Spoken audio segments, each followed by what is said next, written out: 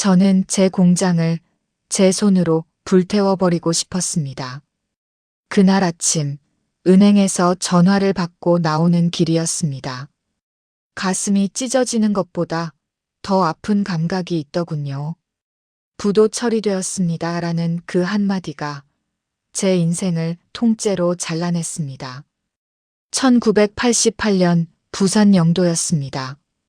저는 작은 섬유 공장을 운영하던 사람이었습니다. 한때는 주문이 밀려 밤을 새워도 기계가 멈추지 않았습니다. 직원들 월급 봉투에 보너스를 더 넣어주던 날도 있었고요. 그런데 단 석 달 만에 모든 게 무너졌습니다. 어음이 막히고 거래처가 줄줄이 부도가 나고 은행은 하루에도 몇 번씩 전화를 했습니다. 사장님, 더는 유예가 어렵습니다. 그 말이 아직도 귀에 맴돕니다. 공장 문을 닫던 날, 저는 혼자 기계들 사이에 서 있었습니다. 기름 냄새와 먼지 냄새가 뒤섞인 공기 속에서 저는 손으로 기계를 쓰다듬었습니다. 속으로 생각했습니다. 내가 너희를 지켜주지 못했구나. 그날 집으로 돌아갔을 때 아내는 아무 말도 하지 않았습니다. 밥상 위에 따뜻한 된장국을 올려놓고 그저 제 얼굴만 바라보고 있었습니다. 그 눈빛이 더 괴로웠습니다. 괜찮아요. 다시 시작하면 되죠. 그 말이 저를 더 무너뜨렸습니다. 저는 가장이었습니다. 두 아들이 있었고, 아내가 있었고, 직원들이 있었고, 그 모든 걸 제가 책임져야 했습니다. 그런데 저는 실패했습니다. 공장이 무너진 뒤 빚 독촉은 매일같이 찾아왔습니다. 문을 두드리는 소리만 들려도 심장이 내려앉았습니다. 큰아들은 그때 고등학생이었습니다. 대학을 준비하던 아이였지요. 어느 날 저녁 아이가 말했습니다. 아버지, 저 대학 안 가도 됩니다. 저는 그 말을 듣고도 아무 말도 하지 못했습니다. 작은 아들도 그 옆에서 고개를 끄덕이더군요. 저도요. 공장 일 도울게요. 그 아이들의 눈빛이 지금도 잊히지 않습니다. 속으로 생각했습니다. 이 아이들 인생까지 내가 망가뜨리는 건 아닐까. 저는 술을 마셨습니다. 밤마다 혼자 마셨습니다. 아내 앞에서는 멀쩡한 척했지만 화장실에서 토하면서 울었습니다. 그런데 시련은 거기서 끝이 아니었습니다. 아내가 쓰러졌습니다. 처음에는 과로인 줄 알았습니다. 그런데 병원에서는 조심스럽게 말했습니다. 위암 말기입니다. 그 말을 듣는 순간 제 귀에서 소리가 사라졌습니다. 아내는 저를 걱정했습니다. 여보, 애들 잘 부탁해요. 저는 그 말이 싫었습니다. 왜 자꾸 마지막처럼 말하는지 화가 났습니다. 하지만 몇 달 뒤 아내는 제 손을 잡은 채 조용히 숨을 거두었습니다. 저는 그날 세상에서 완전히 혼자가 되었습니다. 아내 장례를 치르고 집으로 돌아왔을 때 집안이 너무 조용했습니다. 두 아들은 각자 방에 들어가 문을 닫았습니다.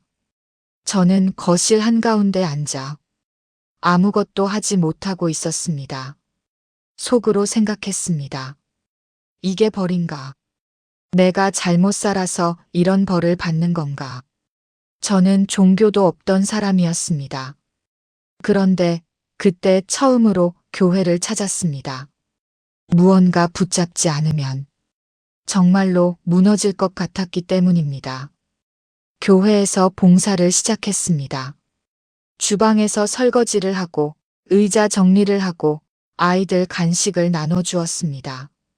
그곳에서 저는 두 아이를 만났습니다. 보육원에서 온 자매였습니다. 언니는 중학생쯤 되었고 동생은 초등학생이었습니다. 아이들은 유난히 말이 없었습니다. 눈치를 보며 밥을 먹고 간식을 손에 쥐고도 바로 먹지 않았습니다. 왜 안 먹니? 제가 묻자 언니가 조용히 말했습니다. 동생이 먼저 먹게 하려고요. 그 한마디가 제 가슴을 쳤습니다. 속으로 생각했습니다. 이 아이들도 나처럼 잃은 게 많겠구나. 목사님께 들었습니다. 부모가 사고로 세상을 떠났고 친척도 아이들을 맞지 않았다고. 그 말을 듣는 순간 저는 이상한 감정에 휩싸였습니다. 이건 동정이 아니었습니다. 죄책감이었습니다. 나는 아내를 지키지 못했고 아들들의 미래도 지키지 못했고 가정을 지키지 못했다.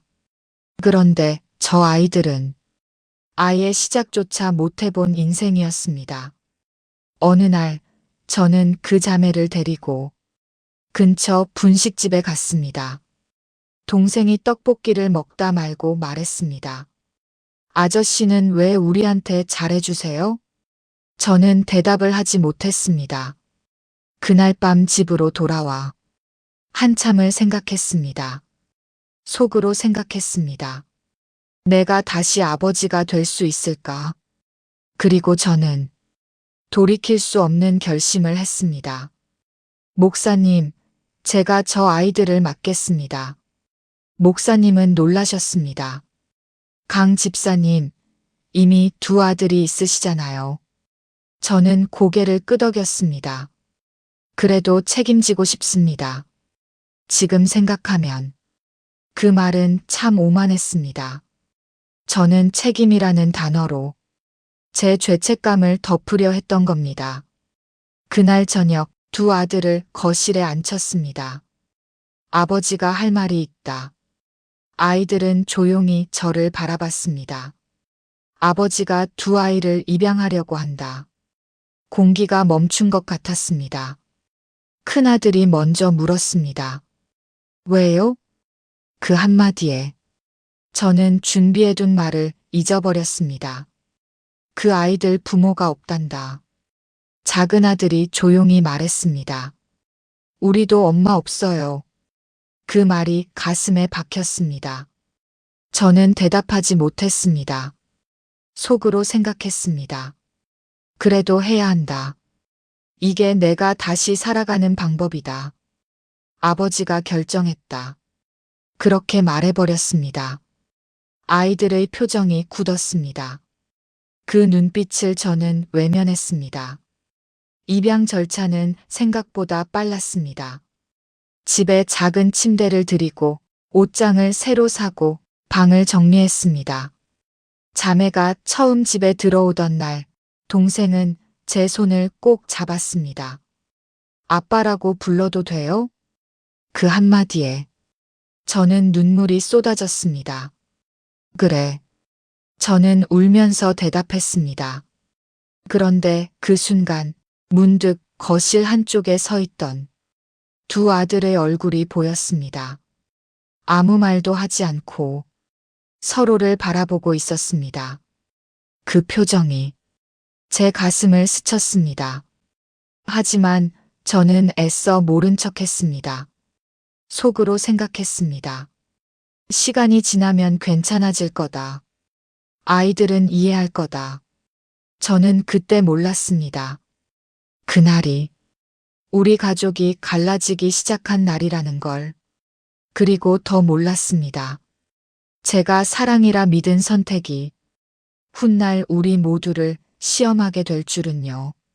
10분 경과 지점 후킹 장치. 그날 밤 큰아들이 제 방문 앞에서 멈춰 서 있다가 돌아서 가는 소리를 저는 들었습니다. 그 아이가 무슨 말을 하려 했는지 저는 결국 듣지 못했습니다. 만약 그때 제가 문을 열었다면 우리 인생은 달라졌을까요? 그 질문은 훗날 저를 지독하게 괴롭히게 됩니다. 이 선택이 속죄였는지 아니면 또 다른 이기심이었는지 저는 아직도 대답하지 못합니다. 다만 한 가지는 분명합니다. 그날 이후 저는 새 아이의 아버지가 되었고 동시에 두 아들의 아버지 자리를 조금씩 잃어가고 있었다는 것입니다. 그리고 그 균열은 조용히, 아주 조용히 자라기 시작했습니다. 제 아들이 친구에게 이런 말을 했다는 걸 저는 5년이나 지나서야 알았습니다. 우린 친자식이라 손해다라고요. 그 말을 처음 들었을 때 저는 웃었습니다. 설마 했습니다. 그런 말을 제 자식이 했을 리 없다고 생각했습니다. 하지만 사실이었습니다. 입양한 지 5년이 지났을 무렵이었습니다. 그 5년 동안 저는 정말 최선을 다했다고 믿었습니다. 아니, 어쩌면 최선을 다한 게 아니라 과하게 쏟아부었습니다. 속으로 생각했습니다. 이번에는 실패하지 말자. 이번에는 반드시 지켜내자. 큰딸 유리는 미술에 소질이 있다고 했습니다. 그래서 저는 동네 학원 말고 부산 시내에 있는 유명한 예체능 학원에 보냈습니다. 수업료가 비쌌습니다. 그래도 보냈습니다. 작은 딸 소정은 영어를 잘하고 싶다고 했습니다. 그래서 방학 때 해외 캠프에 보냈습니다. 여권을 만들어주고 비행기표를 끊어주면서 저는 마치 뿌듯한 아버지가 된 것 같았습니다. 그런데 이상하게도 집안 공기는 점점 조용해졌습니다. 큰아들 준호는 대학을 가지 않았습니다. 공장 정리 이후 저는 작은 하청일로 생계를 이어가고 있었고 준호는 그 옆에서 일을 거들었습니다. 작은 아들 민석도 마찬가지였습니다. 낮에는 현장, 밤에는 야간 아르바이트. 힘들지 않냐? 제가 물으면 아이는 늘 이렇게 말했습니다. 괜찮습니다. 그 말이 참 편했습니다. 괜찮다고 하니까요. 속으로 생각했습니다. 그래도 얘들은 강하다. 어릴 때부터 고생을 알아서 그런가 보다. 지금 생각하면 그건 강한 게 아니라 체념이었습니다. 어느 날이었습니다. 유리가 학원에서 상을 받아왔습니다. 그림 대회에서 2등을 했다고 했습니다. 저는 그날 소고기를 사왔습니다. 우리 딸 대단하다. 박수를 치고 웃고 사진을 찍었습니다. 그런데 그날 저녁 준호가 밥을 거의 먹지 않았습니다. 왜 안 먹니? 배 안 고픕니다. 그 한마디에 저는 그냥 넘겼습니다. 속으로 생각했습니다. 사춘기겠지. 남자애들은 원래 말이 없다. 그런데 그날 밤 화장실에서 민석과 준호가 조용히 이야기하는 소리를 들었습니다. 형, 그냥 참자. 알아. 짧은 대화였습니다. 저는 문 앞에 서 있다가 돌아서 버렸습니다. 왜냐하면 그 문을 열면 무언가 들을 것 같았기 때문입니다. 듣고 싶지 않은 말. 시간이 흐르면서 저는 점점 더 딸들에게 집중했습니다. 유리는 성적이 떨어질 때마다 울었습니다. 아빠 나 버려질까봐 무서워요. 그 말에 저는 가슴이 무너졌습니다. 누가 널 버리니? 아빠가 있는데. 저는 그 아이의 손을 잡고 말했습니다. 그 말을 들을 때마다 저는 과거의 그 아이 보육원에서 떡볶이를 들고 눈치를 보던 아이를 떠올렸습니다. 그래서 저는 더 쏟아부었습니다. 학원, 과외, 용돈, 선물. 반면에 준호는 공사장에서 허리를 다쳤습니다. 병원비를 내면서도 저는 이상하게 화가 났습니다. 조심 좀 하지 그랬니? 그 말이 제 입에서 나왔습니다. 그 아이는 고개를 숙이고 말했습니다. 죄송합니다. 그 순간 저는 아차 싶었습니다. 왜 사과를 받는 건지 속으로 생각했습니다. 나는 지금 누구에게 화를 내는 거지. 하지만 저는 사과하지 않았습니다. 10분 경과 지점 후킹 장치. 그날 이후로 민석은 제 눈을 잘 마주치지 않았습니다. 그리고 저는 한 번도 묻지 않았습니다. 너는 괜찮냐? 라고. 그 질문을 왜 하지 못했는지. 그 이유를 저는 나중에야 깨닫게 됩니다. 어느 날 저는 우연히 동네 분식집에서 민석의 친구 어머니를 만났습니다. 그분이 조심스럽게 말했습니다. 아버님, 민석이 요즘 많이 힘들어 보이더라고요. 힘들다니요? 그분은 망설이다가 말했습니다. 애들이 그러더라고요. 민석이가 우린 친자식이라 손해다라고 했다던데요. 그 말을 듣는 순간 제 귀가 뜨거워졌습니다. 그럴 리가요. 저는 웃으면서 부정했습니다. 하지만 집으로 돌아오는 길 발걸음이 무거웠습니다. 집에 들어오자 민석이 현관에 서 있었습니다.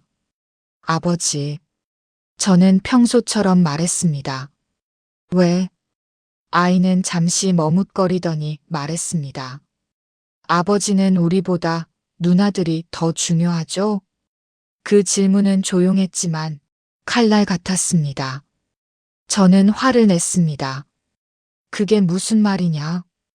아이의 얼굴이 굳었습니다. 그냥 물어본 겁니다.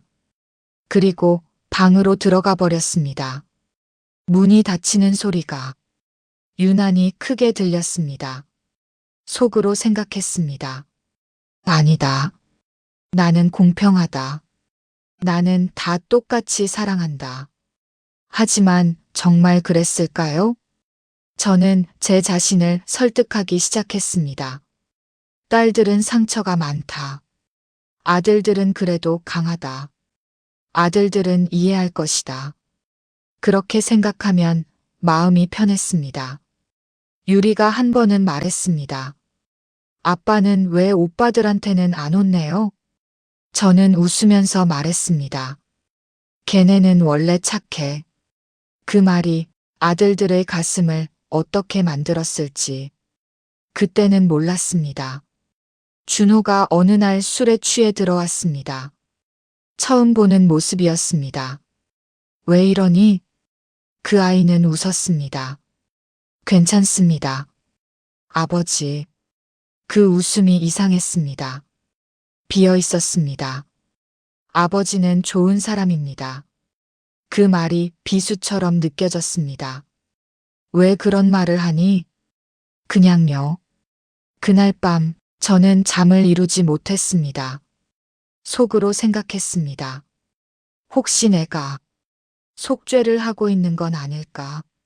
사랑이 아니라 죄책감을 덮기 위해서 그 생각을 하자 심장이 철렁 내려앉았습니다. 그해 겨울 유리가 더 큰 학원으로 옮기고 싶다고 했습니다. 비용은 더 들었습니다. 저는 망설이다가 말했습니다. 그래, 해보자. 그 말을 하는 순간 준호의 얼굴이 스쳐 지나갔습니다. 그리고 그날 밤 민석이 제 방문 앞에 서 있다가 돌아가는 발소리가 들렸습니다. PART1에서 들었던 그 소리와 똑같은 소리였습니다. 저는 또 문을 열지 않았습니다. 이제 생각해보면 그때부터였습니다. 우리 집에서 말이 사라진 게 밥상은 조용했고 웃음은 짧았고 대화는 형식적이었습니다. 하지만 저는 모른 척했습니다. 왜냐하면 모르면 편했기 때문입니다. 그리고 저는 곧 알게 됩니다. 편애는 상처보다 더 깊은 균열을 만든다는 걸. 그리고 그 균열은 조용히, 아주 조용히 폭발을 준비하고 있었다는 걸요. 날 버린 친엄마보다 당신이 더 싫어. 그 말을 들은 날 저는 한 발짝도 움직이지 못했습니다. 제 앞에 서 있던 건 제가 지켜주겠다던 아이였습니다. 고등학생이 된 유리였습니다. 눈에 짙은 화장을 하고 교복 위에 짧은 외투를 걸친 채 저를 노려보고 있었습니다. 뭐라고 했니? 제가 묻자 아이는 비웃듯 말했습니다. 못 들었어요? 당신이 더 싫다고요. 그 순간 제 귀에서 당신이라는 단어가 유난히 크게 울렸습니다. 아빠가 아니라, 아버지가 아니라 당신. 속으로 생각했습니다. 그래도 괜찮다. 사춘기다. 지나간다. 저는 그렇게 저를 설득했습니다. 유리는 변해 있었습니다. 중학교 때까지는 그럭저럭 학교를 다녔고 집에서도 크게 말썽을 피우지 않았습니다. 그런데 고등학교에 올라가면서부터 모든 게 달라졌습니다. 지각, 결석, 무단조퇴. 담임 선생님에게 전화가 오기 시작했습니다. 아버님, 유리가 요즘 수업에 거의 들어오지 않습니다. 저는 죄송하다고 말했습니다. 집으로 돌아와 아이를 앉혀놓고 물었습니다. 왜 그러니? 그냥요. 무슨 일이 있어? 없어요. 대화는 항상 거기서 끝났습니다. 그런데 어느 날 경찰서에서 전화가 왔습니다. 보호자 맞으십니까? 심장이 내려앉았습니다. 유리는 친구들과 술을 마시다 보호 조치가 된 상태였습니다. 저는 경찰서로 달려갔습니다. 아이를 보자마자 화가 치밀었습니다. 이게 뭐 하는 짓이야? 그런데 아이는 제 얼굴을 보더니 말했습니다. 아빠가 뭔데요? 그 말이 이상하게도 제 분노를 멈추게 했습니다. 속으로 생각했습니다. 아직 나를 아빠라고 부르네. 아직 괜찮다. 지금 생각하면 그건 제 착각이었습니다. 집으로 돌아오는 길, 차 안은 조용했습니다. 다시는 이런 일 없게 해라. 제가 말했습니다. 유리는 창밖을 보며 말했습니다. 왜요? 내가 다치면 어떡하니? 그 말에 아이는 웃었습니다. 난 이미 다쳤어요. 그 말이 이상하게 마음에 남았습니다. 하지만 저는 그 의미를 묻지 않았습니다. 왜냐하면 묻는 순간 제가 감당해야 할 것 같았기 때문입니다. 며칠 뒤 유리가 밤늦게까지 들어오지 않았습니다. 전화를 해도 받지 않았습니다. 새벽 2시가 넘어서야 들어왔습니다. 어디 갔다 왔니? 친구요. 남자친구는 아니지? 그 말이 나오자마자 아이의 눈빛이 달라졌습니다. 아빠가 뭔데 내 인생 간섭해요? 그때 저는 처음으로 아이의 눈에서 분노를 보았습니다. 그 분노는 저를 향하고 있었습니다. 속으로 생각했습니다. 왜 나를 이렇게 밀어내지? 10분 경과 지점 후킹 장치. 그날 밤 유리는 제 방문 앞에서 멈춰서더니 갑자기 소리쳤습니다. 나 안 데려왔으면 좋았을 거 아니에요. 그 말을 듣는 순간 저는 처음으로 흔들렸습니다. 혹시 내 선택이 이 아이에게 또 다른 상처였던 건 아닐까? 하지만 저는 그 생각을 밀어냈습니다. 남자 문제는 생각보다 빨리 드러났습니다. 어느 날 낯선 번호로 전화가 왔습니다. 아버님, 유리랑 사귀는 사람입니다. 목소리가 거칠었습니다. 저는 그 아이를 만나겠다고 했습니다. 카페에서 만난 그 남자는 저보다 20살은 어려 보였습니다. 머리를 노랗게 물들이고 의자에 비스듬히 앉아 있었습니다. 유리한테 뭐 해주실 건데요? 그 한마디에 제 머리가 하얘졌습니다. 뭐라고? 걔 상처 많아요. 돈도 많이 필요해요. 그 말이 모욕처럼 느껴졌습니다.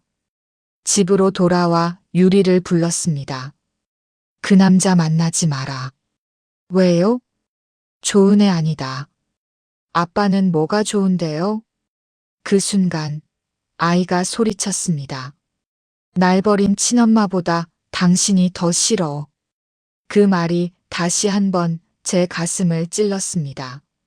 저는 화를 낼 수 없었습니다. 왜냐하면 그 아이의 눈에 눈물이 맺혀 있었기 때문입니다. 속으로 생각했습니다. 그래도 지켜야 한다. 그래도 내가 감싸야 한다. 그래서 저는 말했습니다. 아빠는 널 버리지 않는다.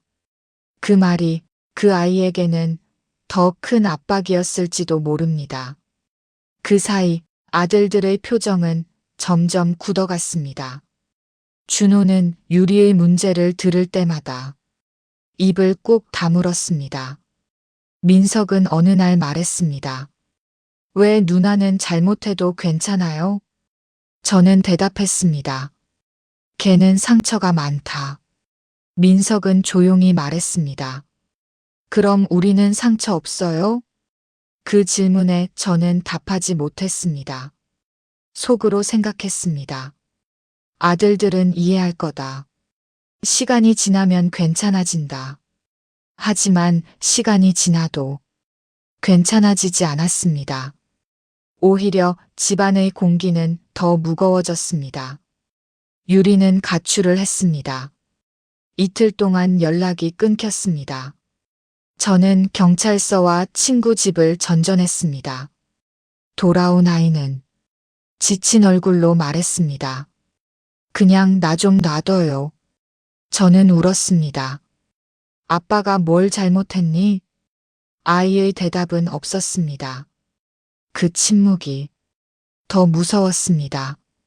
저는 더 감싸기 시작했습니다. 학교에서 문제를 일으켜도 애가 힘들어서 그렇다고 했고 동네에서 소문이 나도 아직 어리다고 했습니다. 그런데 그 말들이 아들들의 가슴을 어떻게 만들었는지 저는 보지 못했습니다. 준호가 어느 날 말했습니다. 아버지, 기준이 있긴 합니까? 그 말은 차분했지만 차가웠습니다. 저는 그날 밤 거울을 보며 혼잣말을 했습니다. 속으로 생각했습니다. 나는 지금 누구를 지키고 있는 걸까? 유리를 지키는 건지 아니면 제 선택을 지키는 건지. 그리고 저는 아들들이 폭발 직전이라는 걸 그제야 느끼기 시작했습니다. 밥상에서 숟가락 부딪히는 소리조차 예민해졌습니다. 말 한마디가 싸움으로 번질 것 같았습니다. 그런데 저는 또다시 외면했습니다. 왜냐하면 지금 무너지면 제가 감당할 수 없을 것 같았기 때문입니다. 이 이야기는 여기서 끝나지 않습니다. 사춘기의 칼날은 아직 끝까지 드러나지 않았습니다. 제 아들은 자기 결혼식장에서 저를 공개적으로 부끄럽게 만들었습니다. 그날 저는 가장 단정한 정장을 입고 있었습니다. 하객들 앞에서 웃고 있었고 아버지로서 축사를 준비하고 있었습니다. 그런데 저는 몰랐습니다. 그 자리가 제가 쌓아온 모든 것이 무너지는 자리였다는 걸요. 둘째 아들 준호의 결혼식 날이었습니다. 하객석에는 친척들과 동네 사람들이 가득했고 신부는 환하게 웃고 있었습니다. 저는 마이크를 잡았습니다.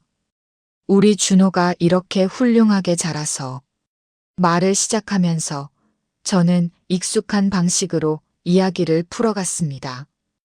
유리가 힘들었던 시절, 소정이 영어 캠프를 다녀왔던 이야기, 제가 아이들을 지키기 위해 얼마나 노력했는지. 저는 그게 가족을 대표하는 이야기라고 생각했습니다. 속으로 생각했습니다. 이만큼 노력한 아버지도 드물다. 그런데 제 시야 한쪽에 준호의 표정이 보였습니다. 웃고 있지 않았습니다. 입술을 굳게 다물고 있었습니다. 하지만 저는 멈추지 않았습니다. 우리 가족은 힘든 시간을 함께 이겨냈습니다. 그 순간 마이크가 제 손에서 멀어졌습니다. 준호가 제 앞으로 걸어 나왔습니다. 하객들은 박수를 치려다 멈췄습니다. 그리고 제 아들은 말했습니다. 아버지, 그만하세요. 그 한마디에 식장이 얼어붙었습니다. 아버지는 늘 누나들 이야기만 합니다. 준호의 목소리는 떨리지 않았습니다. 저희가 어떻게 살았는지는 한 번도 말하지 않으셨죠. 저는 웃으면서 말하려 했습니다. 이 녀석이 농담을. 그런데 준호는 제 말을 끊었습니다. 아버지는 우리를 이용했어요. 그 말이 마치 유리잔 깨지는 소리처럼 울렸습니다. 무슨 소리냐? 제가 낮게 말했습니다. 준호는 하객들을 둘러보며 말했습니다. 아버지는 착한 사람으로 보이고 싶어 했습니다. 그래서 누나들을 구원한 이야기만 하셨죠. 식장은 숨소리조차 들리지 않았습니다. 우린요? 우린 그냥 아버지의 증거였죠. 그래도 친자식은 이해한다는 증거. 그 말이 제 심장을 쳤습니다. 속으로 생각했습니다. 아니다. 나는 그런 의도가 아니었다. 하지만 제 입은 굳어 있었습니다. 10분 경과 지점 후킹 장치. 그때 저는 처음으로 하객들 앞에서 고개를 숙였습니다. 그리고 문득 이런 생각이 들었습니다. 혹시 이 아이가 지금까지 참아온 말을 오늘 전부 꺼내는 건 아닐까? 그렇다면 이 결혼식은 축복이 아니라 고백의 자리였던 건 아닐까? 준호는 말을 멈추지 않았습니다.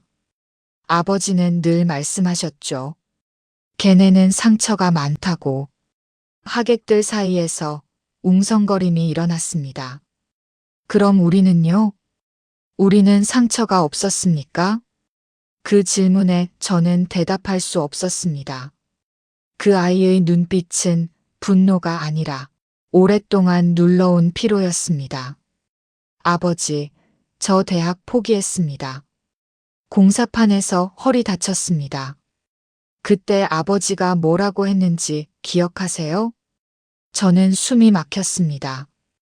조심하지 그랬냐고 하셨죠. 그 말이 그 자리에서 다시 울렸습니다. 저는 그때의 장면이 떠올랐습니다. 그리고 처음으로 제가 했던 말의 무게를 느꼈습니다. 신부가 울기 시작했습니다. 큰아들 민석은 자리에서 일어나지 못하고 고개를 숙이고 있었습니다. 유리는 뒤에서 눈을 크게 뜨고 있었습니다. 저는 마이크를 다시 잡았습니다. 준호야, 그건. 아버지. 준호가 말했습니다. 오늘은 제 결혼식입니다. 그래도 한 번은 말하고 싶었습니다. 그 아이의 눈이 젖어 있었습니다. 아버지는 우리를 사랑한 게 아니라 아버지를 용서받고 싶었던 겁니다. 그 문장이 제 가슴을 관통했습니다. 속으로 생각했습니다. 내가 정말 그랬던 걸까? 식장은 어수선해졌고 사회자가 급히 정리를 했습니다. 결혼식은 마무리되었지만 축복의 분위기는 사라졌습니다. 하객들은 속삭였고 친척들은 저를 피했습니다. 저는 식장 한쪽에 서 있었습니다. 유리가 다가왔습니다. 아빠 괜찮아요? 그 말이 이상하게 멀게 느껴졌습니다. 민석은 제 옆을 지나가며 말했습니다. 형 말이 틀린 건 아닙니다. 그 한마디가 마지막 못처럼 박혔습니다.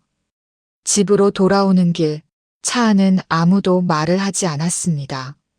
저는 운전대를 잡은 채 거울을 바라봤습니다. 주름이 깊어져 있었습니다. 속으로 생각했습니다. 나는 정말 누구를 위해 살았던 걸까? 그날 밤 저는 처음으로 아들들의 어린 시절을 떠올렸습니다.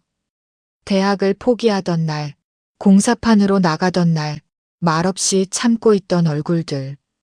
그리고 저는 깨달았습니다. 저는 늘 상처가 많은 아이들을 감쌌지만 정작 상처를 만든 사람은 저였을지도 모른다는 걸. 하지만 이야기는 여기서 끝나지 않습니다. 준호의 폭로는 가족의 균열을 드러냈을 뿐입니다. 그 균열은 이제 다른 방향으로 번져가기 시작합니다. 왜냐하면 그날 이후 유리의 표정이 달라졌기 때문입니다.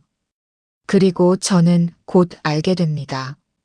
그 아이가 저를 향해 품은 감정이 분노가 아니라 다른 계산이었을지도 모른다는 걸요. 아버님, 보증 서셨잖아요.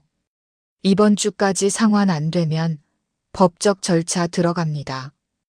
그 전화를 받은 순간 저는 숨이 멎는 줄 알았습니다. 무슨 보증이요? 수화기 너머의 목소리는 냉정했습니다. 캐피탈입니다. 강태식 씨 명의로 3,800만 원 대출. 연체 47일째입니다. 그 숫자가 마치 망치처럼 제 머리를 때렸습니다. 저는 그런 적 없습니다. 상대는 짧게 말했습니다. 서류 확인하셨습니까? 본인 서명, 주민등록증, 사본 첨부되어 있습니다. 저는 아무 말도 하지 못했습니다. 수화기를 내려놓는 손이 떨렸습니다. 속으로 생각했습니다. 또 시작인가? 또 내가 무너지는 건가? 결혼식장에서의 그날 이후 집안 분위기는 얼어 있었습니다. 준호는 연락을 줄였고 민석은 집에 들어와도 말이 없었고 유리는 제 눈을 피했습니다. 그런데 그 전화는 그 침묵을 산산이 깨버렸습니다. 저는 곧바로 서류를 확인하러 갔습니다. 계약서에는 분명 제 이름이 적혀 있었습니다. 서명도 인감도장도. 하지만 저는 기억이 없었습니다. 이건 위조입니다. 제가 말했습니다. 직원은 고개를 갸웃했습니다. 가족분이 대신 처리하셨을 가능성은요? 그 말이 이상하게 가슴을 쳤습니다. 가족. 집으로 돌아오는 길, 머릿속이 복잡했습니다. 속으로 생각했습니다. 설마 아니겠지. 집에 들어와 유리를 불렀습니다. 유리야, 잠깐 이야기하자. 아이는 거실로 나왔습니다. 왜요? 저는 서류를 내밀었습니다. 이거 뭐냐? 아이의 얼굴이 굳었습니다. 잠시 침묵. 아빠, 그게. 그 한마디에 모든 게 무너졌습니다. 동업이요? 제가 물었습니다. 네. 오빠가 사업 시작하는데 제가 보증 좀. 내 이름으로. 아이의 눈이 흔들렸습니다. 잠깐만 쓰는 거였어요. 금방 갚을 수 있을 줄 알았어요. 내 서명은? 아이의 입술이 떨렸습니다. 도장 그냥 찍었어요. 그 순간 제 귀에서 소리가 멀어졌습니다. 속으로 생각했습니다. 이 아이가 나를. 남자는 어디 있니? 아이의 대답은 짧았습니다. 연락 안 돼요. 그 말이 칼처럼 들어왔습니다. 10분 경과 지점 후킹 장치. 그날 밤 저는 혼자 은행 거래 내역을 다시 확인했습니다. 그리고 그제야 알았습니다. 대출금이 한 번에 빠져나간 게 아니라 조금씩 여러 번에 걸쳐 빠져나갔다는 걸. 그동안 저는 전혀 몰랐습니다. 그렇다면 이건 충동이 아니라 계획이었을까요? 그 생각이 들자 손끝이 차가워졌습니다. 아빠, 미안해요. 유리는 울었습니다. 그 눈물은 진짜였습니다. 하지만 저는 그 눈물을 믿어야 할지, 의심해야 할지 알 수 없었습니다. 왜 나한테 말 안 했니? 제가 낮게 물었습니다. 아빠가 반대할 것 같아서요. 그 말이 씁쓸했습니다. 저는 늘 감싸줬습니다. 늘 편이 되어줬습니다. 그런데 왜 말하지 않았을까요? 속으로 생각했습니다. 혹시 나를 믿지 않았던 걸까? 다음 날부터 빚독촉 전화가 시작됐습니다. 아침, 점심, 저녁. 상환 계획 말씀하십시오. 연체 이자 발생 중입니다. 집 전화, 휴대전화, 심지어 직장까지. 민석이 전화를 받았습니다. 아버지 찾으십니다.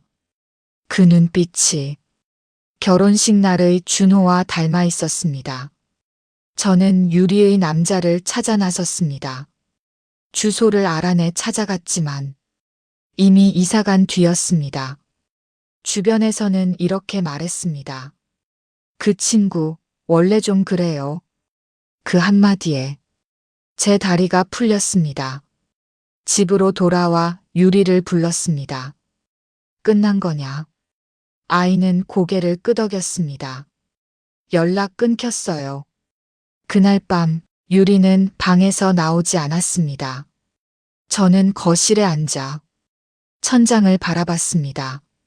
속으로 생각했습니다. 또 내가 지켜야 하는 건가? 또 내가 막아야 하는 건가? 하지만 이번에는 예전과 달랐습니다. 준호의 말이 머릿속에서 맴돌았습니다. 아버지는 우리를 이용했습니다. 혹시 이번에도 제가 감싸는 순간 또 누군가의 상처가 깊어지는 건 아닐까요? 며칠 뒤 법적 통지서가 도착했습니다. 민석이 봉투를 들고 말했습니다. 아버지, 이건 좀 심각한 것 같습니다. 그 아이의 목소리는 담담했지만 차가웠습니다. 유리는 거실에 나와 무릎을 꿇었습니다. 아빠, 내가 갚을게요. 어떻게? 아이는 말이 없었습니다. 그 침묵이 모든 답이었습니다. 저는 계산기를 두드렸습니다. 원금, 이자, 연체료, 수천만 원. 그 숫자가 저를 다시 1988년으로 끌고 갔습니다. 부도, 빚, 독촉. 속으로 생각했습니다. 나는 왜 같은 자리로 돌아오는 걸까? 가슴이 답답했습니다. 숨이 차올랐습니다. 그리고 그날 밤 저는 화장실에서 쓰러졌습니다. 눈을 떴을 때 유리가 제 손을 잡고 있었습니다. 아빠, 나 때문에. 그 눈물이 손등에 떨어졌습니다. 저는 그 아이를 바라봤습니다. 분노와 연민이 동시에 밀려왔습니다. 하지만 이번에는 예전처럼 바로 감싸지 못했습니다. 왜냐하면 이제 저는 한 사람의 아버지이면서 또 다른 두 아들의 아버지이기도 했기 때문입니다. 그리고 그 균형은 이미 위태로웠습니다. 이 사건은 우리 가족을 더 단단하게 만들지 않았습니다. 오히려 다른 방향으로 밀어붙였습니다. 왜냐하면 이 빚은 돈으로만 끝나지 않았기 때문입니다. 유리는 아무 말도 없이 집을 나갔습니다. 빚 독촉 전화가 쏟아지던 그 한가운데서 그 아이는 제게 마지막 인사조차 하지 않았습니다. 아침이었습니다. 거실 탁자 위에 편지 한 장이 놓여 있었습니다. 아빠, 미안해요. 저 때문에 더 망가지기 싫어요. 그 문장은 짧았지만 집안 공기를 완전히 멈추게 했습니다. 저는 한참 동안 그 종이를 쥐고 서 있었습니다. 속으로 생각했습니다. 설마 아니겠지. 하지만 아이 방 문을 열자 옷장이 비어 있었습니다. 핸드폰은 꺼져 있었고 친구들도 모른다고 했습니다. 그 아이는 도망쳤습니다. 저는 경찰서를 떠올렸습니다. 가출 신고를 해야 할지 망설였습니다. 그런데 제 손이 멈췄습니다. 속으로 생각했습니다. 이 아이를 또 세상에 노출시키는 게 맞는 걸까? 하지만 시간이 지나도 연락은 오지 않았습니다. 빚 독촉은 여전했고 집안은 더 조용해졌습니다. 그리고 그 침묵을 먼저 깨뜨린 건 소정이었습니다. 둘째 입양딸. 그동안 언니 뒤에서 조용히 따라오던 아이였습니다. 그 아이가 거실 한복판에서 소리쳤습니다. 언니 때문에 우리 다 끝났어. 그 목소리는 제가 처음 듣는 톤이었습니다. 분노였습니다. 소정아. 제가 말하려 하자 아이는 고개를 저었습니다. 아빠는 또 언니 걱정만 하겠죠? 그 말에 저는 멈췄습니다. 그게 아니라 늘 그랬잖아요. 아이의 눈이 붉어졌습니다. 언니가 술 마셔도, 언니가 사고 쳐도, 언니가 돈 빼가도 아빠는 늘 상처가 많다고 했잖아요. 그 말이 저를 벽으로 몰았습니다. 속으로 생각했습니다. 이 아이도 참아왔구나. 소정은 울면서 말했습니다. 난요? 난 괜찮은 줄 알았어요? 그 질문은 제가 한 번도 생각하지 않았던 질문이었습니다. 저는 늘 소정은 얌전하고 착하고 말 잘 듣는 아이라고 생각했습니다. 그래서 덜 신경 썼습니다. 그래서 덜 물었습니다. 그래서 덜 보았습니다. 10분 경과 지점 후킹 장치. 그날 밤 소정이 제 앞에 서서 말했습니다. 아빠, 혹시 나도 도망가면 찾으실 거예요? 그 말이 가슴을 세게 쳤습니다. 혹시 이 집에서 도망치고 싶은 사람이 한 명이 아니었던 걸까요? 집은 점점 무너져 갔습니다. 민석은 말을 더 줄였습니다. 준호는 아예 집에 오지 않았습니다. 식탁에는 4개의 의자가 있었지만 실제로 앉는 사람은 둘뿐이었습니다. 저와 소정. 그런데 그 둘 사이에도 공기가 얼어 있었습니다. 어느 날 빚 독촉 전화가 다시 걸려왔습니다. 소정이 전화를 받았습니다. 지금은 갚을 수 없습니다. 그 아이의 목소리는 단단했습니다. 전화를 끊고는 저를 보며 말했습니다. 아빠, 언제까지 숨을 거예요? 저는 고개를 들지 못했습니다. 속으로 생각했습니다. 나는 지금 숨고 있는 건가? 유리를 찾겠다고 말하면서도 저는 어디로 가야 할지 몰랐습니다. 남자는 잠적했고 아이도 연락이 끊겼고 빚은 제 이름으로 남아 있었습니다. 며칠 뒤 소정이 저를 붙잡았습니다. 아빠, 솔직히 말해요. 뭐를? 언니가 돌아오면 또 감쌀 거죠? 저는 바로 대답하지 못했습니다. 그 침묵이 이미 답이었습니다. 소정은 씁쓸하게 웃었습니다. 그럼 난 여기서 뭐해요? 그 질문이 저를 완전히 무너뜨렸습니다. 속으로 생각했습니다. 나는 왜 항상 한쪽만 붙잡고 있었을까? 그날 밤 저는 처음으로 유리에게 화가 났습니다. 왜 나를 이렇게 만드느냐가 아니라 왜 이 아이들까지 무너지게 하느냐는 분노였습니다. 하지만 동시에 그 아이가 어디에서 어떻게 지내고 있을지 걱정이 밀려왔습니다. 그 감정의 충돌이 저를 갈라놓았습니다. 소정은 점점 변해갔습니다. 말이 날카로워졌고 웃음이 사라졌고 방문을 잠그는 시간이 길어졌습니다.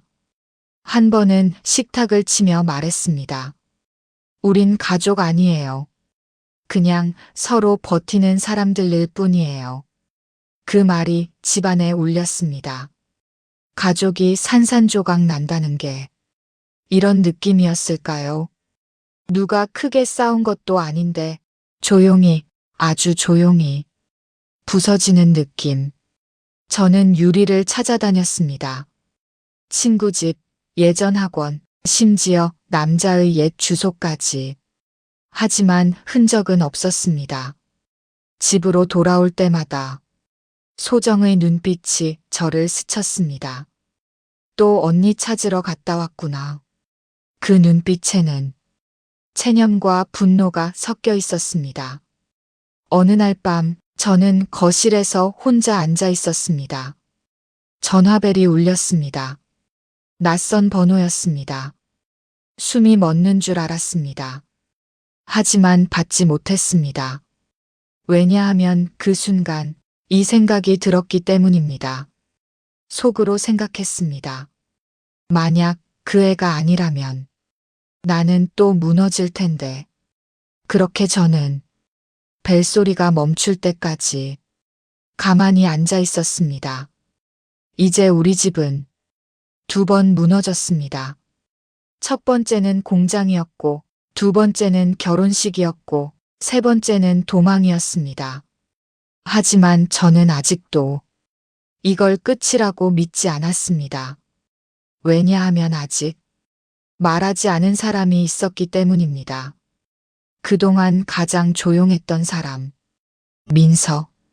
아버지는 우리를 사랑한 게 아니라 아버지를 용서받고 싶었던 겁니다. 그 말을 한 사람은 늘 가장 조용했던 제 아들 민석이었습니다. 그날은 비가 내리고 있었습니다. 집안에는 저와 민석 둘뿐이었습니다. 소정은 방에 들어가 문을 잠갔고, 준호는 연락이 없었고, 유리는 여전히 돌아오지 않았습니다. 빚 독촉 전화는 여전했고, 저는 그날도 은행을 다녀온 뒤였습니다. 젖은 양복을 벗고 거실에 앉았는데 민석이 제 앞에 서 있었습니다. 아버지, 이야기 좀 합시다. 그 아이의 목소리는 낮았지만 흔들리지 않았습니다. 저는 고개를 끄덕였습니다. 그래. 민석은 제 앞에 앉지 않았습니다. 서서 말했습니다. 아버지, 언니 찾으러 또 다녀오셨죠? 저는 고개를 끄덕였습니다. 그래도 찾아야지.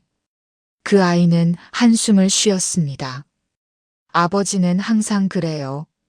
뭐가? 아버지는 늘 누군가를 구하려고만 합니다. 그 말이 낯설었습니다. 구한다니요. 저는 그저 책임을 지려고 했을 뿐이었습니다. 속으로 생각했습니다. 이 아이도 나를 오해하는 건가? 나는 아버지다. 제가 말했습니다. 그래서 책임지는 거다. 민석은 고개를 저었습니다. 책임이요? 아니요. 그리고 그 말이 나왔습니다. 아버지는 우리를 사랑한 게 아니라 아버지를 용서받고 싶었던 겁니다. 그 순간 가슴이 쿵 내려앉았습니다. 무슨 말이냐? 제가 낮게 물었습니다. 민석은 제 눈을 똑바로 보았습니다. 엄마 지켜주지 못한 거, 공장 망한 거, 우리 대학 못 보낸 거. 그 아이의 목소리는 담담했습니다. 그 죄책감에서 벗어나고 싶어서 언니들을 붙잡은 겁니다. 저는 말이 나오지 않았습니다. 속으로 생각했습니다. 아니다. 나는 진심이었다. 하지만 민석은 멈추지 않았습니다. 아버지는 늘 말했죠. 걔네는 상처가 많다고. 그 아이의 눈이 붉어졌습니다. 그럼 우리는요? 우리는 아버지한테 상처 안 받았습니까? 그 질문이 결혼식장에서 들었던 질문과 겹쳐졌습니다. 10분 경과 지점 후킹 장치. 그때 민석이 처음으로 목소리를 높였습니다. 아버지, 우리는 한 번도 선택받은 적이 없습니다. 그 말이 제 심장을 세게 때렸습니다. 선택. 저는 늘 선택한다고 생각했습니다. 아이들을 선택했고, 가족을 선택했고, 책임을 선택했다고. 그런데 이 아이는 우리가 선택받지 못했다고 말했습니다. 민석은 그날 처음으로 어린 시절 이야기를 꺼냈습니다. 공장 망했을 때 기억나십니까? 저는 고개를 끄덕였습니다. 저 대학 포기하고 싶지 않았습니다. 그 말이 칼처럼 들어왔습니다. 그런데 아버지 얼굴 보니까 말 못했습니다. 그 아이의 손이 떨리고 있었습니다. 엄마 장례식 때도요. 저 울고 싶었는데 아버지 울까봐 참았습니다. 저는 숨을 들이켰습니다. 그 아이는 계속 말했습니다. 아버지가 무너지면 안 되니까요. 그 한 문장이 저를 완전히 무너뜨렸습니다. 속으로 생각했습니다. 나는 이 아이를 버텨주는 기둥으로만 봤구나. 언니들 힘들다면서요.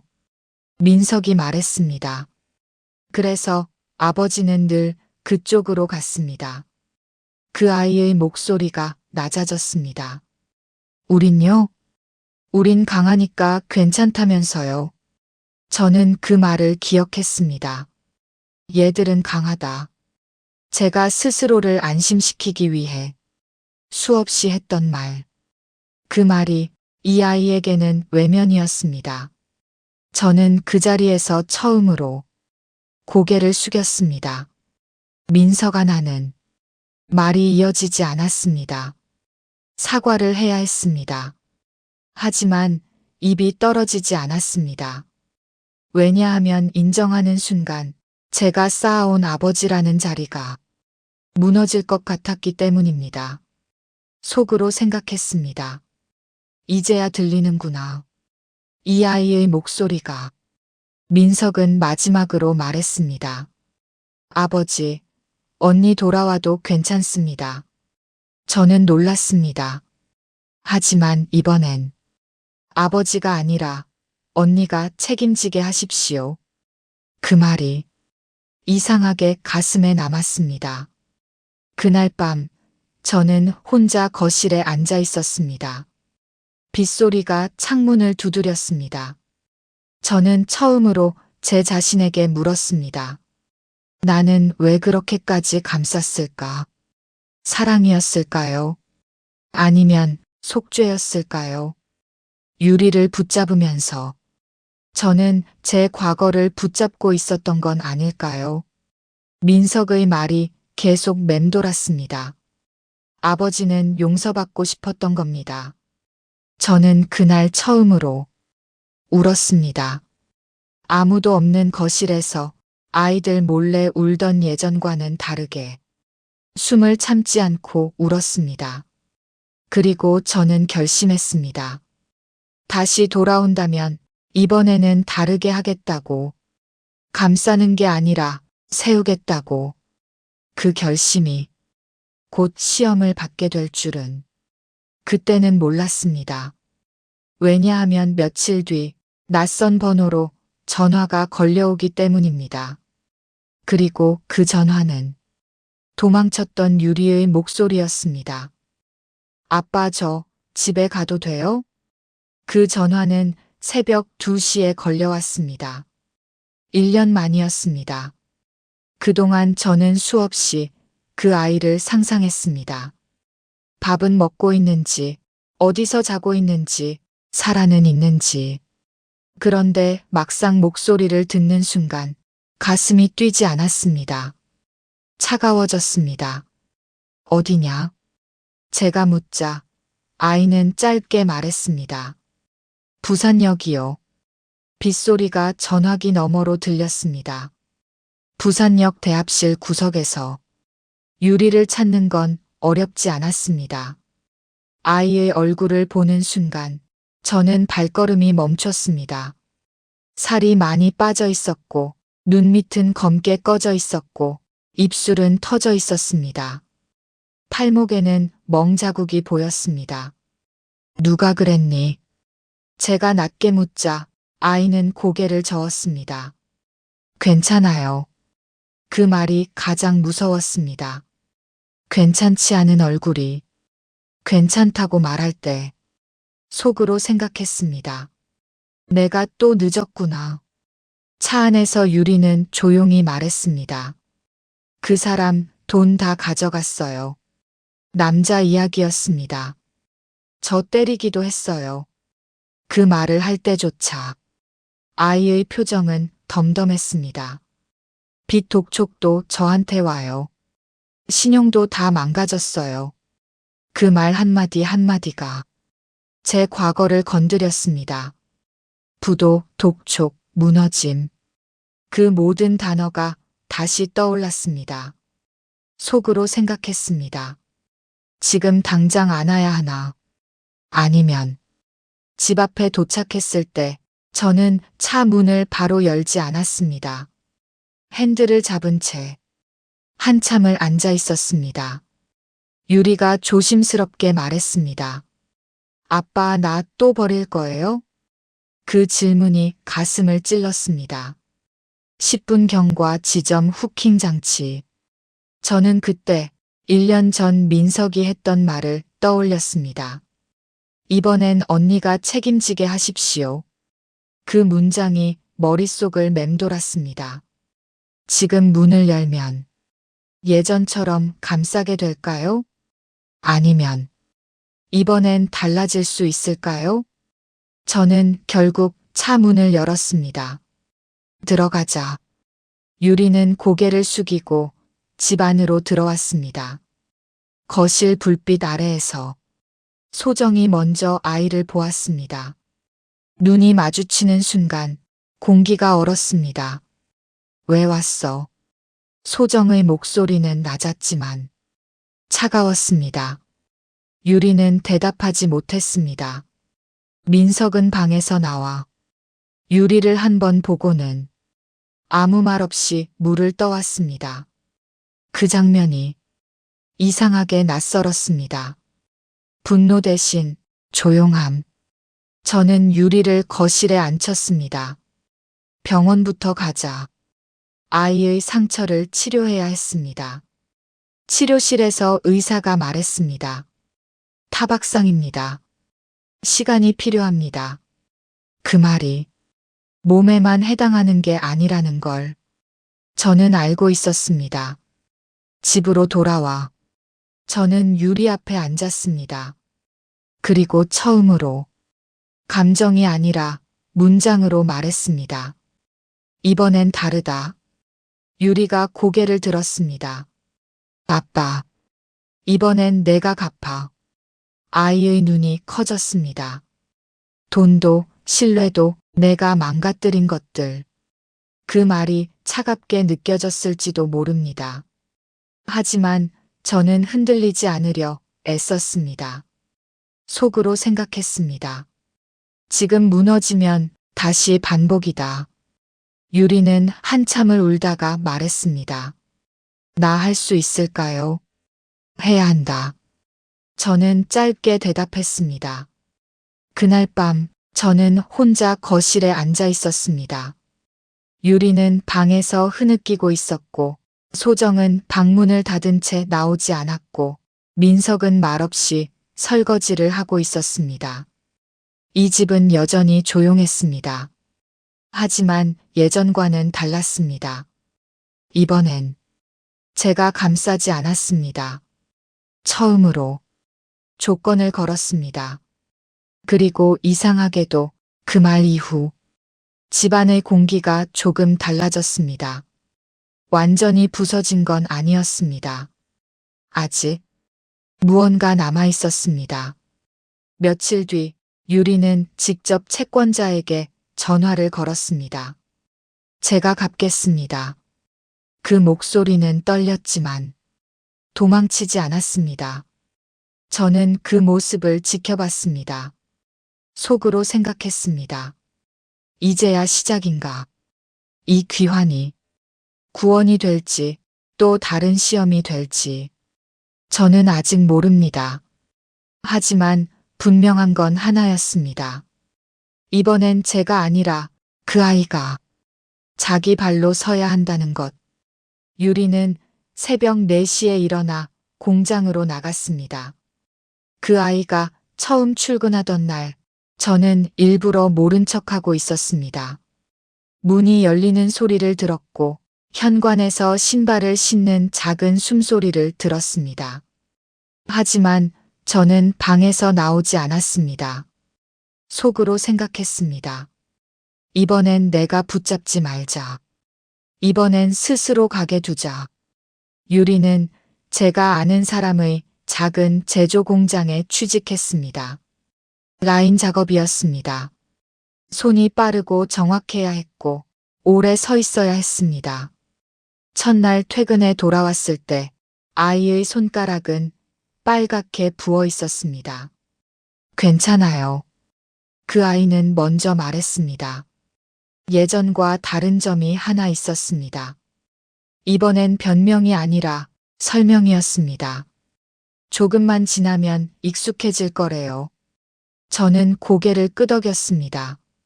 빈 상환표를 냉장고에 붙여두었습니다. 원금, 이자, 상환일. 유리가 직접 적었습니다. 매달 얼마를 갚아야 하는지, 남은 금액이 얼마인지. 그 종이가 집안의 새로운 약속처럼 붙어 있었습니다. 처음 한 달은 빠듯했습니다. 월급 대부분이 빠져나갔습니다. 유리는 밤에도 편의점 아르바이트를 시작했습니다. 너무 무리하는 거 아니냐? 제가 묻자 아이는 고개를 저었습니다. 이제 도망 안 갈 거예요. 그 말이 이상하게 가슴을 울렸습니다. 10분 경과 지점 후킹 장치. 그런데 어느 날 비상환표에 적힌 금액이 제가 계산한 것보다 조금 더 줄어 있었습니다. 저는 이상하다고 생각했습니다. 유리 월급으로는 그만큼 줄어들 수 없었습니다. 그렇다면 누가? 며칠 뒤 저는 알게 되었습니다. 민석이었습니다. 민석은 주말마다 추가 일을 하고 있었습니다. 왜 말 안 했니? 제가 묻자 아이는 담담하게 말했습니다. 언니 일입니다. 그 말이 짧았지만 많은 의미를 담고 있었습니다. 그럼 왜 도와주니? 제가 조심스럽게 물었습니다. 민석은 잠시 생각하다가 말했습니다. 가족이니까요. 그 두 글자가 저를 멈추게 했습니다. 가족. 예전에는 그 단어가 책임이나 의무처럼 들렸습니다. 그런데 그날은 다르게 들렸습니다. 준호도 가끔 집에 들렀습니다. 말은 많지 않았습니다. 하지만 어느 날 유리에게 작은 봉투를 건넸습니다. 이건 내 빚이다. 내가 주는 게 아니라 빌려주는 거다. 유리는 봉투를 받아들고 고개를 숙였습니다. 고맙습니다. 그 장면을 보며 저는 처음으로 알았습니다. 아이들은 감정으로 싸웠지만 결국 감정으로 돌아오는구나. 속으로 생각했습니다. 나는 왜 그걸 믿지 못했을까? 유리는 변해갔습니다. 술을 끊었고 남자와의 연락도 정리했고 집안일을 먼저 하기 시작했습니다. 소정과의 관계는 쉽게 회복되지 않았습니다. 어느 날 설거지를 하던 소정이 말했습니다. 언니, 나 아직 다 용서한 거 아니야. 유리는 고개를 끄덕였습니다. 알아. 그 한마디가 이 집의 새로운 방식이었습니다. 억지 화해가 아니라 천천히 쌓는 방식. 저는 가끔 거실에서 아이들 모습을 지켜봤습니다. 민석은 계산기를 두드리고 있었고 유리는 다음 달 상환 계획을 적고 있었고 소정은 말없이 옆에 앉아 있었습니다. 그 모습이 낯설었습니다. 예전에는 제가 중심이었고 제가 해결하려 했고 제가 감싸려 했습니다. 그런데 지금은 제가 한 발 물러나 있었습니다. 속으로 생각했습니다. 이게 맞는 걸까? 아니, 이게 맞았던 거구나. 빚은 조금씩 줄어들었습니다. 숫자가 줄어드는 걸 볼 때마다 저는 묘한 감정을 느꼈습니다. 이건 돈이 아니라 신뢰가 줄어드는 게 아니라 회복되는 숫자였습니다. 유리는 어느 날 말했습니다. 아빠, 나 처음으로 내가 나를 좀 믿어보려고요. 그 말이 제 마음을 흔들었습니다. 예전에는 제가 아이를 믿겠다고 말했는데 이제는 아이가 스스로를 믿겠다고 말했습니다. 집안의 공기가 달라졌습니다. 크게 웃는 일은 없었지만 서로를 피하지는 않았습니다. 식탁에 다 같이 앉는 날이 늘어났고 대화가 짧게라도 오갔습니다. 준호가 한 번은 말했습니다. 이제 좀 집 같네. 그 말을 듣는 순간 제 눈이 뜨거워졌습니다. 속으로 생각했습니다. 피보다 진한 건 시간일지도 모르겠다. 우리는 피가 섞이지 않았습니다. 하지만 고생이 섞였고 빚이 섞였고 상처가 섞였습니다. 그것들이 천천히 우리를 다시 묶고 있었습니다. 이 이야기는 여기서 완전히 끝나지 않습니다. 왜냐하면 가족이 다시 모양을 찾을 때쯤 저에게 다른 일이 생기기 때문입니다. 어느 날 아침 저는 거실에서 일어나려다 몸이 말을 듣지 않았습니다. 그때 저는 처음으로 내가 없어지면 이 아이들은 괜찮을까라는 생각을 하게 됩니다. 제가 쓰러졌다는 걸 저는 바닥의 차가움으로 먼저 알았습니다. 거실이었습니다. 아침이었고 햇빛이 커튼 사이로 들어오고 있었습니다. 일어나려고 했는데 왼쪽 팔이 움직이지 않았습니다. 입에서 말이 나오지 않았습니다. 아, 이게 그건가. 이상하게도 무섭지 않았습니다. 그저 멀어지는 느낌이었습니다. 속으로 생각했습니다. 이제 끝인가. 눈을 떴을 때는 병원이었습니다. 하얀 천장, 기계 소리, 희미한 소독약 냄새. 누군가 제 손을 잡고 있었습니다. 유리였습니다. 의사는 말했습니다. 뇌출혈입니다. 다행히 빠르게 오셔서 큰 고비는 넘겼습니다. 그 말을 들었을 때 저는 안도보다는 이상한 감정을 느꼈습니다. 아직 끝이 아니구나. 병실 문이 열렸습니다. 준호가 들어왔고 민석이 뒤따라왔고 소정이 조용히 들어와 제 발치에 섰습니다. 아이들이 모두 모여 있었습니다. 그 모습을 보는 순간 가슴이 울컥했습니다. 속으로 생각했습니다. 나는 이 아이들을 제대로 지켜낸 걸까? 10분 경과, 지점 감정 고조장치. 제가 가장 두려웠던 건 죽음이 아니었습니다. 내가 사라지면 이 아이들이 또 흩어질까? 그 걱정이 더 컸습니다. 그런데 그날 병실에서 저는 처음으로 다른 장면을 보았습니다. 준호가 의사에게 상태를 묻고 있었고 민석은 보험 서류를 정리하고 있었고 소정은 유리에게 물을 건네고 있었습니다. 서로를 향해 말은 많지 않았지만 움직임이 자연스러웠습니다. 그 모습이 낯설지 않았습니다. 유리가 제 옆으로 다가왔습니다. 예전처럼 눈을 피하지 않았습니다. 제 손을 꼭 잡았습니다. 아버지. 그 단어가 또렷하게 들렸습니다. 이번엔 제가 지킬게요. 그 말이 천천히 가슴으로 내려왔습니다. 지킨다는 말. 그동안 저는 지키겠다고만 했습니다. 그런데 처음으로 누군가 저를 지키겠다고 말했습니다. 속으로 생각했습니다. 이제야 균형이 맞는구나. 준호가 말했습니다. 아버지, 걱정 마십시오. 민석은 고개를 끄덕였습니다. 이제 저희가 알아서 합니다. 그 말이 이상하게 위로가 되었습니다. 예전 같았으면 제가 먼저 말했을 겁니다. 아버지가 다 한다.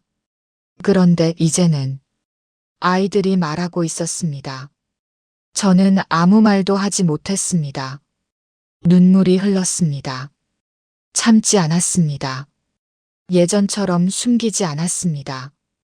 병실에서 보낸 며칠 동안 저는 많은 걸 떠올렸습니다. 공장이 무너진 날, 아내를 보내던 날, 입양을 결심하던 날, 결혼식장에서 무너지던 날, 유리가 도망가던 날. 그리고 깨달았습니다. 저는 늘 속죄하려 했습니다. 잘못을 덮으려고, 죄책감을 씻으려고. 하지만 가족은 속죄로 유지되는 게 아니었습니다. 책임으로 유지되는 것이었습니다. 제가 아닌 각자가 자기 몫을 지는 책임. 퇴원하던 날 아이들이 함께 병실을 정리했습니다. 준호가 제 팔을 붙잡았고 민석이 가방을 들었고 소정이 약을 챙겼고 유리가 제 옆에서 천천히 걸음을 맞췄습니다. 그 장면이 이상하게 단단해 보였습니다. 피는 섞이지 않았습니다. 하지만 우리는 빚을 함께 갚았고 상처를 함께 버텼고 시간을 함께 견뎠습니다. 어쩌면 그게 피보다 진한 것일지도 모르겠습니다. 집으로 돌아와 거실에 앉았습니다. 예전과 같은 자리였습니다. 하지만 공기가 달랐습니다. 유리가 냉장고에 붙어있던 상환표를 떼어내며 말했습니다. 다 갚았어요. 그 종이를 보는 순간 저는 웃었습니다. 도망은 대가를 치렀고 묵묵히 지킨 아이들은 결국 가장 단단한 자리에 서 있었습니다. 그리고 저는 처음으로 아이들 앞에서 말했습니다. 아버지도 이제 좀 쉬어도 되겠냐. 아이들이 웃었습니다. 그 웃음은 억지로 만든 웃음이 아니었습니다. 이 이야기는 완벽한 해피엔딩은 아닙니다. 우리는 여전히 부족하고 여전히 실수할 수 있습니다. 하지만 한 가지는 분명합니다. 속죄가 아니라 책임으로 맺어진 가족은 쉽게 무너지지 않는다는 것. 그리고 저는 이제 압니다. 아버지라는 자리는 혼자 버티는 자리가 아니라는 것을, 함께 서는 자리라는 것을요. 이제 저는 조금은 편안한 마음으로 이 말을 할 수 있습니다. 저는 실패한 가장이 아니라 끝까지 배우는 가장이었습니다.